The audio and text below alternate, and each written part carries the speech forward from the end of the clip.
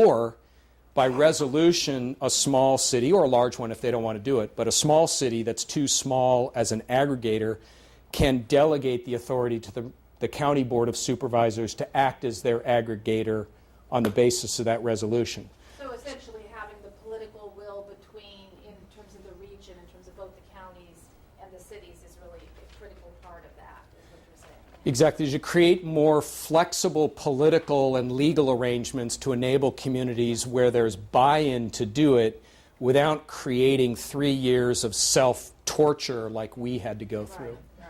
Okay, good. All right, let me open it up for some questions. I've got a few more ideas too, but I want to just kind of open it up to the audience. Go ahead. Yes, ma'am. You talked about the survey of your community that said they would pay 5 to 10% more for green energy. What do you pay more? Actually, pay more than PG&E's paying? No, we don't. We decided, despite the survey results, we were afraid to try to charge more. So we set our rates to be exactly equal. For more renewable, same rates. And then I mentioned that PG&E shifted their tier structure down, but they pivoted the tier, so our average rate is still exactly the same, and now we're dropping yet again. We just decided as a group of political leaders not to take the risk of losing customers or losing too many customers because people could beat us up over being more expensive. That was a policy decision made at the local leadership level that's, in a sense, arbitrary. That's up to you. So what we did is we said we will be at or below, so our citizens don't pay any more by being enrolled in this, and we will have double the renewable power. Those were our two goals, along with no coal and no nukes. And that's basically the message we went to the market. When we got our brokerage bid and we knew we could really do it, that's when we went back to all the cities and said, you good to go? Can we sign the contract? We had one final round of torture in every council chamber in the county, and then we got to sign the deal with Shell Energy and launch the program last May. But the key thing was setting our rates. I feel like it was an important thing. And here's why, politically. As you may remember, community choice aggregation, the law itself says you're in unless you opt out. And so people felt suspicious of that, and PG&E exploited that, saying they're obligating, they're trapping you in this dangerous, risky scheme. And we had to be able to say, you're free to leave, you have the right to opt out, but if you sleep through all the opt-out notices, you won't pay a penalty.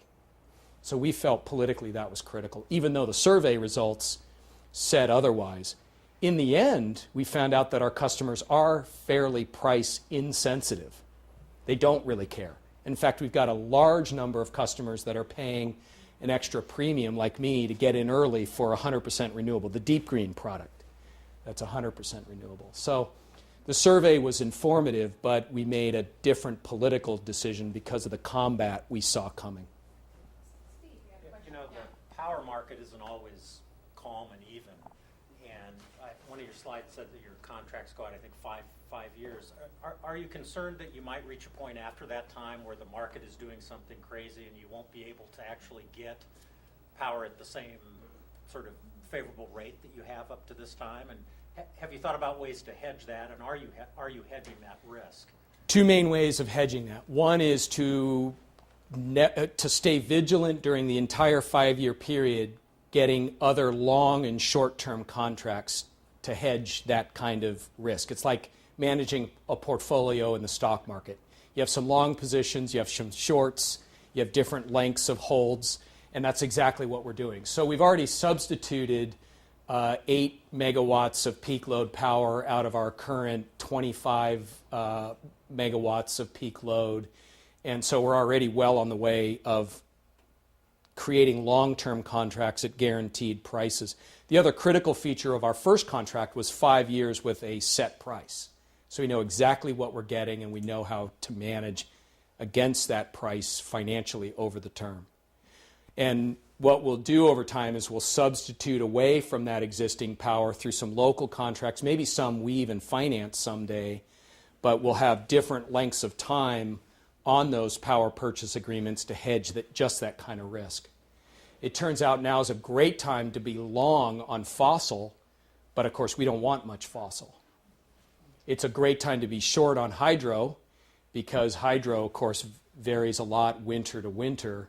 But if you can lock in some longer-term hydro contracts, we're getting wet years, that might be a good thing. So we're looking at it from all these different perspectives, maintaining the long-term objective of localizing our supply so that more of our own local businesses get our contracts. And so that introduces risk, because we'll have to make sure that a local supplier can really connect to the grid and bring power online. So when we do these contracts, we also have to hedge those with brokered power in case those guys can't get hooked up in time. So it's a handful. In line with that kind of hooking into the grid piece, that requires agreement with PG&E. So have you guys gone through any of that yet, where you had a local renewable that you wanted in your portfolio and had to deal with PG&E and getting them into the grid? The 2 landfill gas deals that I mentioned are going through that process right now, and it's going really well. It turns out it is a hassle dealing with PG&E to get on the grid, but if you're financed, you get to the head of the line, and then the actual interconnect isn't such a big deal. And so it turns out that the critical failure point for most generators wasn't the interconnect issue, as a lot of people have been talking out in the market. It was the financing that allowed them to live long enough to get hooked up. And what they needed for the financing was a power purchase agreement that didn't take 3 years to sign.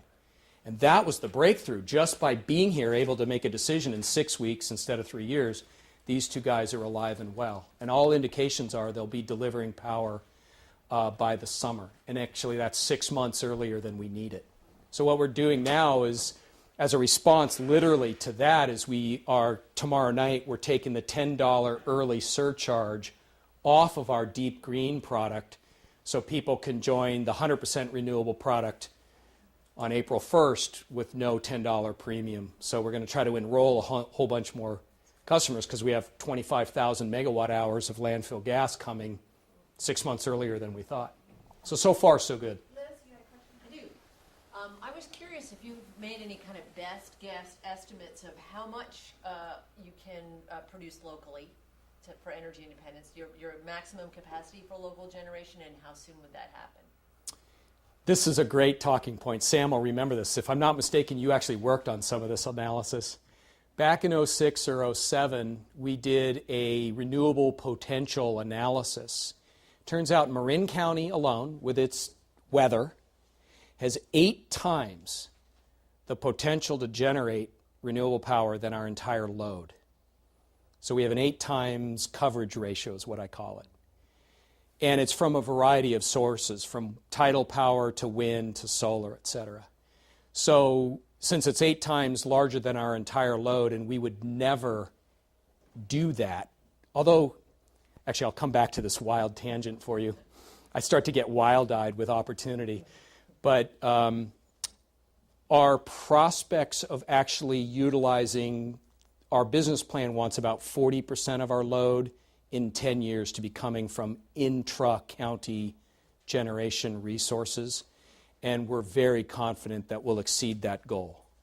So our sense is that there are entrepreneurs showing up quickly to provide local generation assets even faster than we thought we could.